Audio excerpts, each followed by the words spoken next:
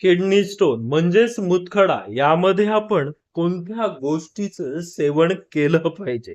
पहिलं आणि सगळ्यात महत्वाचं पाणी.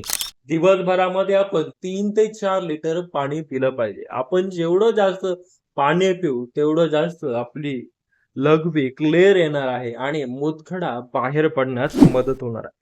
दुसरं लिंबू वर्गीय फळं. लिंबू वर्गीय फळांमध्ये संत्री, लिंबू, मोसंबी याचं सेवन आपण केलं पाहिजे. कारण याच्यामध्ये सिट्रेटचं प्रमाण जास्त आहे आणि हे सिट्रेट मूतखडा बाहेर काढण्यास मदत करत असतं. त्यानंतर तिसरं आहे हाय कॅल्शियम असलेले पदार्थ. त्यामध्ये दूध, दही, चीज याचं सेवन आपण केलं पाहिजे.